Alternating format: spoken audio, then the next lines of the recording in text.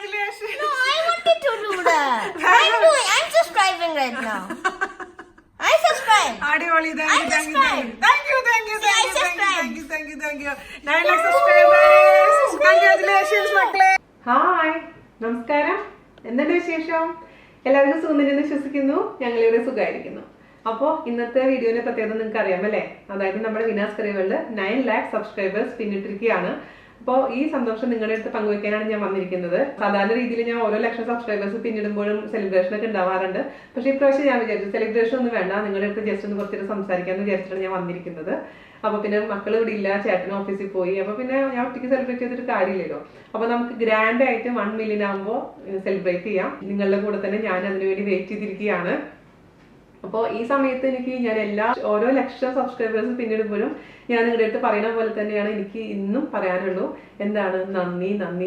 നിങ്ങളുടെ ഓരോരുത്തരുടെ അടുത്തും ഞാൻ നന്ദി പറയുകയാണ്. കാരണം നിങ്ങളുടെ സപ്പോർട്ട്, സ്നേഹം തന്നെയാണ് എൻ്റെ ശക്തി എന്ന് ഞാൻ എപ്പോഴും പറയാറുള്ള പോലെ തന്നെ പറയാൻ ആഗ്രഹിക്കുന്നു.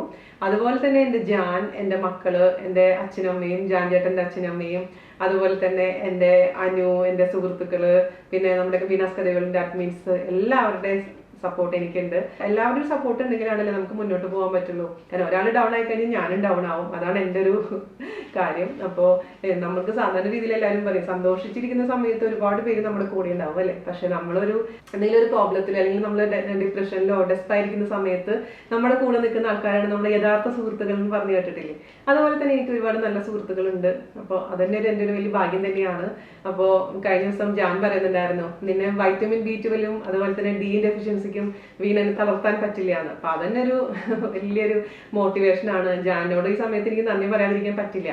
അപ്പോ ശരിക്കും പറയും ഫോർമലായിട്ടൊരു നന്ദി പറച്ചിലിന്റെ ആവശ്യമില്ല ഭാര്യ ഭർത്താവിന്റെ ഇടയിൽ അല്ലേ. പക്ഷെ എങ്കിൽ പോലും ചില സമയത്ത് ചില കാര്യങ്ങൾ നമ്മൾ ഓപ്പണായി പറഞ്ഞേ പറ്റൂ. അത് സ്നേഹം പ്രകടിപ്പിക്കുന്ന കാര്യത്തിലാണെങ്കിലും അല്ലെങ്കിൽ നന്ദി പറച്ചിലിന്റെ കാര്യത്തിലാണെങ്കിലും പറയേണ്ട സമയത്ത് പറയണം. അപ്പോൾ ഈ സമയത്ത് ജാൻ ചേട്ടാ നന്ദി. അതുപോലെ തന്നെ എല്ലാവരുടെ അടുത്തും, കാരണം നിങ്ങളില്ലെങ്കിൽ ഇതുപോലെ മുന്നോട്ട് ഇത്രയും ഈസി ആയിട്ട് മുന്നോട്ട് പോകാൻ പറ്റില്ല. അപ്പൊ ഏതൊരു പ്രൊഫഷനിലുള്ള പോലെ തന്നെ അപ്സ് ആൻഡ് ഡൗൺസ് ഉണ്ടാവാറുണ്ട് തീർച്ചയായിട്ടും. അപ്പോൾ പണ്ടൊക്കെ ഞാൻ പറയാറില്ലേ നെഗറ്റീവ് കമന്റ്സ് വരുമ്പോൾ ഞാൻ ശരിക്കും പറഞ്ഞാൽ ഡൗൺ ആയി പോകാറുള്ളത്. ഇപ്പൊ എനിക്ക് നെഗറ്റീവ് കമന്റ്സ് വന്നിട്ടില്ലെങ്കിൽ അതുപോലെ തന്നെ നമ്മുടെ ഇപ്പൊ തമാശ ശരിക്കും പറഞ്ഞാല് ഡിസ്ലൈക്ക് കുറഞ്ഞിട്ടുണ്ടെങ്കിൽ ഞാൻ ജാനോട് എന്ത് പറ്റി നമ്മുടെ വീഡിയോ നല്ലതല്ലാന്ന് തോന്നുന്നു അല്ലേ. കാരണം ഡിസ്ലൈക്ക് വളരെ കുറവാണല്ലോ എന്ന് പോലും ചിന്തിക്കാനുള്ള രീതിയിൽ നമ്മൾ അത്രയും കുറച്ചും കൂടി സ്ട്രോങ് ആയി. അതിന് ശരിക്കും പറഞ്ഞ ജാൻ ചേട്ടനാണ് അതിന്റെ പുറകിലുള്ള എന്റെ ശക്തി എന്ന് പറയുന്നത്. പുള്ളി പറയും ഇപ്പൊ ഏത് ഒരാളാണെങ്കിലും വളർച്ച വരുമ്പോൾ അതിനെ സപ്പോർട്ട് ചെയ്യാൻ ആൾക്കാരുണ്ട്, അതുപോലെ തന്നെ അവരെ തളർത്താൻ ആൾക്കാരുണ്ടാവും. അപ്പോൾ എന്താ പറയാ, അതിനിടയ്ക്ക് കൂടെ ഒക്കെ നമുക്ക് സ്ട്രോങ് പില്ലറായിട്ട് എന്റെ കൂടെ ജാനുണ്ട്. അതാണ് എന്റെ ശക്തി. അതുപോലെ തന്നെ നിങ്ങളും ഉണ്ട്.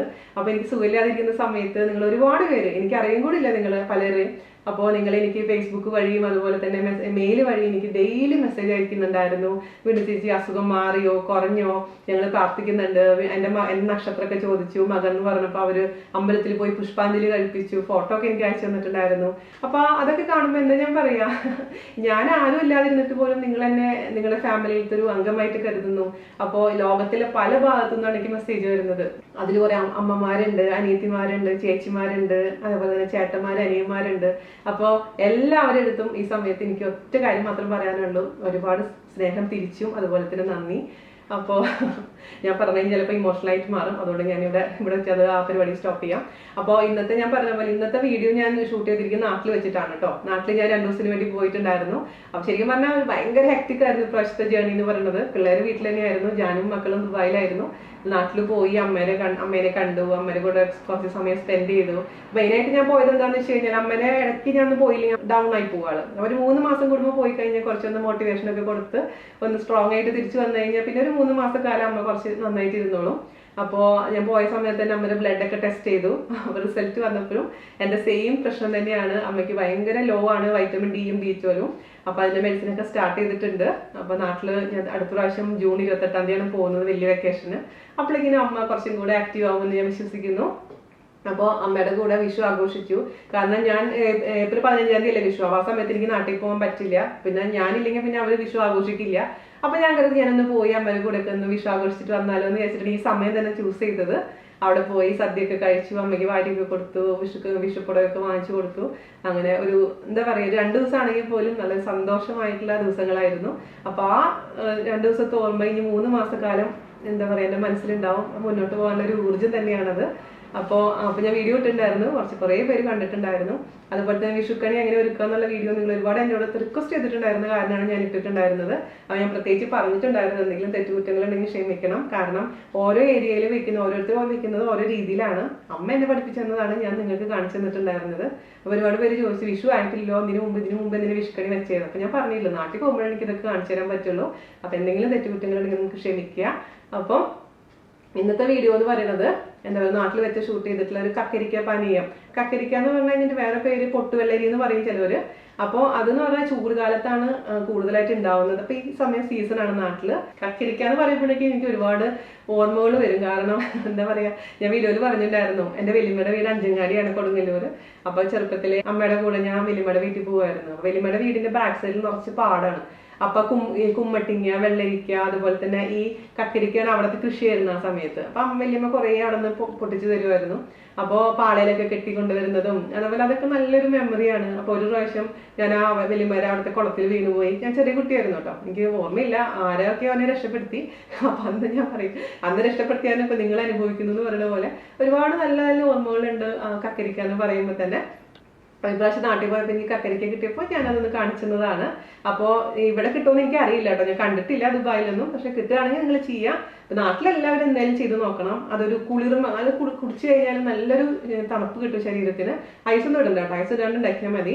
അപ്പോൾ അതേസമയം നിങ്ങൾക്ക് കക്കരിക്ക കിട്ടിയിട്ടില്ലെങ്കിൽ സെയിം റെസിപ്പി തന്നെ നമുക്ക് സ്വീറ്റ് മെലൻ വെച്ച് ചെയ്യാം. അപ്പോൾ അത് ചെയ്യുകയാണെങ്കിൽ മിക്സിയിൽ നന്നായിട്ട് അടിക്കണം കേട്ടോ. ഇതുപോലെ ഉടച്ചാൽ പോരാ, നന്നായിട്ട് അടിച്ചെടുക്കണം. പിന്നെ അതിന്റെ കൂട്ടത്തിൽ കൂടെ നാളികേരം അല്ലെങ്കിൽ നാളികേരപ്പാൽ ഒഴിച്ചാണെങ്കിൽ ഗംഭീരാവും. അപ്പോൾ നാളികേരപ്പാൽ ഇല്ലെങ്കിൽ പാൽ ഒഴിച്ചിട്ടുണ്ടാക്കാം. അപ്പോൾ നിങ്ങളൊന്ന് ട്രൈ ചെയ്ത് നോക്കൂ, അതിനുശേഷം ഫീഡ്ബാക്ക് പറയാൻ മറക്കരുത്. അപ്പോൾ ഒട്ടും താമസിയാണ്ട് നമുക്ക് എങ്ങനെയാണ് കക്കരിക്ക പാനീയം തയ്യാറാക്കാമെന്ന് നോക്കിയിട്ട് വരാം. Once again thank you. അപ്പോൾ അടുത്ത വീഡിയോ ആയിട്ട് കാണുന്നവരെ നന്ദി, നമസ്കാരം. Thank you, bye. ഇതാണ് നമ്മള് കക്കരിക്ക അത് പറയാ. നിങ്ങളുടെ നാട്ടിൽ എന്താ പേര് പറയാൻ അനു എന്താ ഇതിന്റെ പേര് പറയുന്നത്? കക്കരിക്ക എന്നല്ലേ പറയാ. പൊട്ടുവെള്ളരി എന്ന് പറയും, ചിലര് പൊട്ടുവെള്ളരി എന്ന് പറയും. ചൂട് സീസണിലാണ് അറിയുണ്ടാവുക. അപ്പോൾ ഇത് ജ്യൂസ് അടിച്ച് കുടിക്കാൻ പല രീതിയിലും ചെയ്യാറുണ്ട്. എന്റെ വീട്ടിൽ എന്താ ചെയ്യാന്ന് വെച്ച് കഴിഞ്ഞാൽ ഞാൻ ജസ്റ്റ് കാണിച്ചു തരാം. അപ്പോൾ നിങ്ങൾക്ക് കാണിക്കാൻ വേണ്ടി കണ്ടിട്ട് ഒരെണ്ണം മാത്രമേ എടുക്കുന്നുള്ളൂ കേട്ടോ. അപ്പോൾ ഇത് ഓൾറെഡി ഇങ്ങനെ വിണ്ട് വരും. ശരിക്കും നല്ല പഴുത്ത പരുവാകുമ്പോൾ ശരിക്കും ഇങ്ങനെ വിണ്ടിരിക്കും. നമ്മൾ കൊടുങ്ങല്ലൂർ മേഖലയിൽ കക്കരിക്കാന്നാണ് പറയുന്നത് കേട്ടോ. അപ്പൊ എന്ത് പേരാണെങ്കിലും മനസ്സിലായെന്ന് വിശ്വസിക്കുന്നു. ഇതുപോലെ നല്ല വിണ്ടിരിക്കുന്ന നല്ല പഴുത്തിട്ടുള്ളതാണ് നമുക്ക് വേണ്ടത്. അപ്പൊ നമുക്ക് ഒരെണ്ണം മാത്രം ഇന്ന് എടുക്കാം. അപ്പൊ ഞാൻ കുറച്ച് ഭാഗം കൂടെ ഓൾറെഡി ഇങ്ങനെ കുറച്ച് കൂടുതലായിട്ട് പഴുത്തിട്ടുണ്ട്. അതിന് ഞാൻ കട്ട് ചെയ്ത് കളയാണ് കേട്ടോ. ഫ്രിഡ്ജിൽ വെച്ചിട്ടുണ്ടായിരുന്നു, അതുകൊണ്ടാണ് സംഭവിച്ചിരിക്കുന്നത്. കുറച്ച് വെള്ളം കയറിയ പോലെ ഉണ്ട്. അപ്പൊ നമുക്ക് കളയാം. എന്നിട്ട് നിങ്ങളുടെ ഇപ്പോൾ അളവൊന്നും ഇല്ലേ സത്യം പറഞ്ഞ സംഭവത്തിന്. ഇതിന്റെ ഉള്ളിലത്തെ കണ്ട നല്ല പഴുത്തിട്ടുള്ള ഇതാണ്. അപ്പൊ ഇതിൻ്റെ ഉള്ളിലത്തെ ആ കുരു നമുക്ക് മാറ്റണം. സ്പൂൺ കൊണ്ട് എടുത്ത് മാറ്റിയാൽ മതി. ഇത് എൻ്റെ ചെറുപ്പകാലത്ത് ഒരുപാട് കഴിച്ചിട്ടുള്ളതാണ്. ഈ കൊടുങ്ങല്ലൂരിൽ നിന്നൊക്കെ വരുന്ന വഴി വാങ്ങിച്ച് വീട്ടിൽ വന്ന് ഇതൊക്കെ ഉണ്ടാക്കി കുടിക്കുമ്പോൾ ഒരു വല്ലാത്തൊരു കുളിർമയല്ലേ കുട്ടേട്ടാ, വല്ലാത്തൊരു നൊസ്റ്റാൾജികളാണ്. എൻ്റെ വല്യമ്മയുടെ വീട് അഞ്ചങ്ങാടി ആയിരുന്നു, കൊടുങ്ങല്ലൂർ അഞ്ചങ്ങാടി. അപ്പൊ അവിടെ നിന്ന് വരുമ്പോഴാണ് മെയിനായിട്ട് വാങ്ങിക്കാറുള്ളത്. അതിന്റെ ആ വല്യമ്മയുടെ വീടിന്റെ അപ്പുറത്ത് കുറെ പാടുണ്ടായിരുന്നു. ആ പാടത്ത് മിക്കതും പാളയിൽ കെട്ടിത്തന്ന് ഞാൻ അവിടെ കുളത്തിൽ വീണ ഓർമ്മയിൽ കൂട്ടായിരുന്നു. ഞാൻ കുളത്തിൽ വീണ വല്യമ്മയുടെ വീട്ടില്. എന്നിട്ട് എങ്ങനെ രക്ഷപ്പെട്ടതാണ്. അതുകൊണ്ടാണ് ഞാൻ രക്ഷപ്പെട്ടതുകൊണ്ടാണ് ഇപ്പൊ നിങ്ങളുടെ മുന്നിൽ ഞാൻ അവിടെ നിൽക്കുന്നത്. നിങ്ങളുടെ മുന്നിൽ ഞാനിപ്പോ ഇരിക്കാൻ കാരണം ഞാൻ ആ കുളത്തിൽ നിന്ന് ആരാണോ അവനെ രക്ഷപ്പെടുത്തിയത് എനിക്ക് ഓർമ്മയില്ല. ഞാൻ കുട്ടിയായിരുന്നു, അതുകൊണ്ട് എനിക്ക് വെള്ളം കണ്ട ഭയങ്കര പേടിയാ. അമ്മയ്ക്ക് നീന്തൽ അറിയായിരുന്നോ? എനിക്കറിയില്ല, ആരോ രക്ഷപ്പെടുത്തി. അതുകൊണ്ട് ഇവര് കഷ്ടപ്പെടുന്നു. ഇപ്പോ എന്തായാലും നമുക്ക് ഇതിന്റെ കംപ്ലീറ്റ് കുരു മാറ്റാം. ഇത് വളരെ വളരെ എളുപ്പമാണ്. ഇത് മിക്സി വേണ്ട, അതാണ് ഇതിന്റെ ഏറ്റവും വലിയ ഗുണം. വെറുതെ സ്പൂൺ കറണ്ട് കാശ് വേണ്ട, കൂട്ടാട്ടൻ പറഞ്ഞ പോലെ വളരെ എളുപ്പത്തിൽ നമുക്ക് ചെയ്യാണ്ടില്ല. ഇത് നമുക്ക് ഇനി എടുക്കാം, വേറൊരു പാത്രം എടുക്കാം.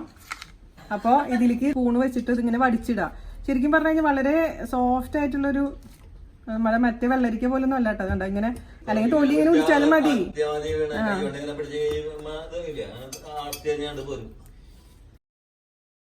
ഇങ്ങനെ വെറുതെ വിളിച്ചു കഴിഞ്ഞാൽ തന്നെ അങ്ങ് പോരും.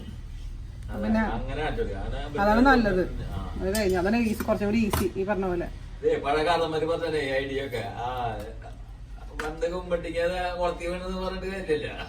കുമ്മട്ടിങ്ങ കുളത്തിൽ വീണില്ല, വീണാണ് കുളത്തിൽ വീണത്.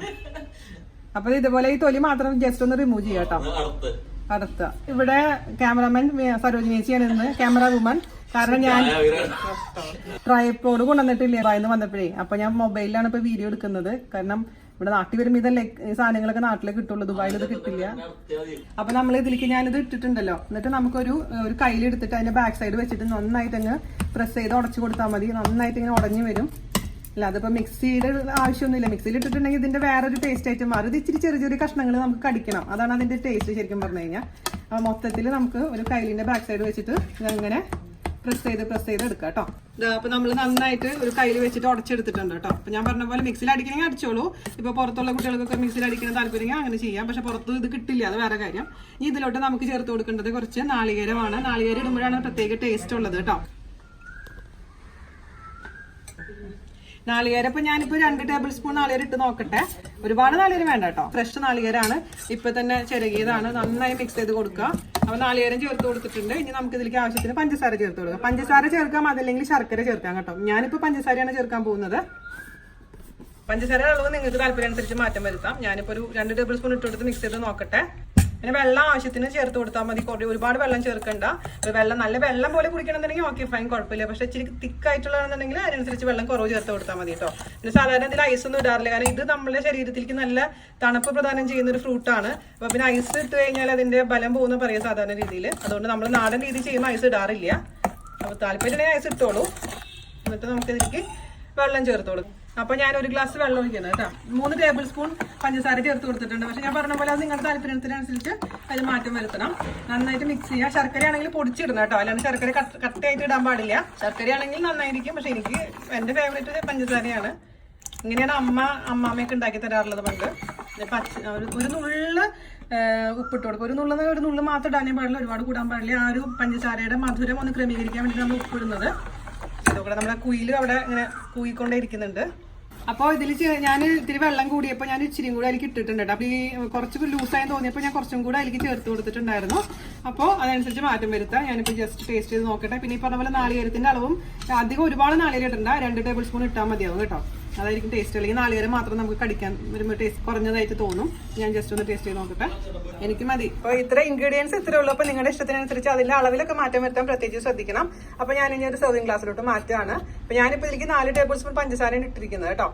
അല്ലെങ്കിൽ നാളികേരപ്പാൽ ഒഴിച്ചാലും മതി. ഇപ്പോൾ ഏറ്റവും എനിക്ക് തോന്നുന്നു നന്നായി തോന്നുന്നു കുറച്ചുകൂടി നാളികേരപ്പാൽ ഒഴിക്കുന്നത് ഇതിനേക്കാളും ഗംഭീരമാവും. അപ്പോൾ അങ്ങനെ ചെയ്തോളൂ, താല്പര്യം അനുസരിച്ച് മാറ്റം വരുത്താം. അപ്പോൾ നമുക്കൊരു സെർവിംഗ് ഗ്ലാസ്സിലോട്ട് മാറ്റാം.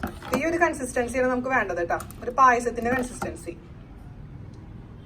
ഞാനിപ്പോൾ ഇവിടെ വർക്ക് ഏരിയയിൽ വെച്ചിട്ടാണ് ചെയ്യുന്നത് വീടിന്റെ. കുറച്ച് മതിയില്ലേ, ഫോട്ടോ എടുക്കണ്ടേ? അപ്പോൾ ഇതേ സെർവിംഗ് ഗ്ലാസ്സിലോട്ട് മാറ്റിയിട്ടുണ്ട്. ഇത്രയുള്ള പരിപാടി. അപ്പോൾ എല്ലാവരും ട്രൈ ചെയ്ത് നോക്കുക. വളരെ ടേസ്റ്റി ആയിട്ടുള്ള നമ്മുടെ കക്കരിക്ക പാനീയം ഞാൻ ജസ്റ്റ് ഒന്ന് ടേസ്റ്റ് ചെയ്യട്ടെ. പഴയകാല ഓർമ്മകളൊക്കെ വരുന്നുണ്ട്. ഞാൻ എൻജോയ് ചെയ്യട്ടെ. നിങ്ങൾ കിട്ടുകയാണെങ്കിൽ ഉണ്ടാക്കി നോക്കാൻ മറക്കരുത്. അല്ലെങ്കിൽ സെയിം റെസിപ്പി നമുക്ക് നിങ്ങളെ സ്വീറ്റ് മെലൻ വെച്ച് നമുക്ക് ചെയ്യാൻ പറ്റും. സ്വീറ്റ് മെലനും ഏകദേശം ഈ ടേസ്റ്റ് ആണ്. ഈ ടേസ്റ്റ് മുഴുവനും പറയാൻ പറ്റില്ലെങ്കിൽ പോലും നിങ്ങൾക്ക് അത് വെച്ച് ട്രൈ ചെയ്യാം. ട്രൈ ചെയ്തിട്ട് ഫീഡ്ബാക്ക് പറയാൻ മറക്കരുത്. അപ്പോൾ അടുത്ത അടിപൊളിയായിട്ടുള്ള റെസിപ്പി ആയിട്ട് വരുന്നവരെ നന്ദി, നമസ്കാരം. Thank U. ഞാനിവിടെ എയർപോർട്ടിലാണ്. എയർപോർട്ടിൽ എത്തി ചെക്കിനൊക്കെ ചെയ്തു. ഫുഡ് ഓർഡർ ചെയ്തു. ഇഡ്ഡലി ഓർഡർ ചെയ്തിട്ടുണ്ട്. കഴിക്കാൻ പോവാണ്. അത് കഴിഞ്ഞിട്ട് പ്ലെയിനിൽ കയറി കിടന്ന് ഉറങ്ങണം. എന്നിട്ട് വീട്ടിൽ പോയിട്ട് പിന്നെ എല്ലാ പണികളും ആദ്യം തൊട്ട് തുടങ്ങണം. കാരണം മറ്റന്നാൾ തൊട്ട് ക്ലാസ് തുടങ്ങുന്ന പിള്ളേർക്ക്. അങ്ങനെ 3 ദിവസത്തെ വിസിറ്റ് കഴിഞ്ഞു. Feeling sad.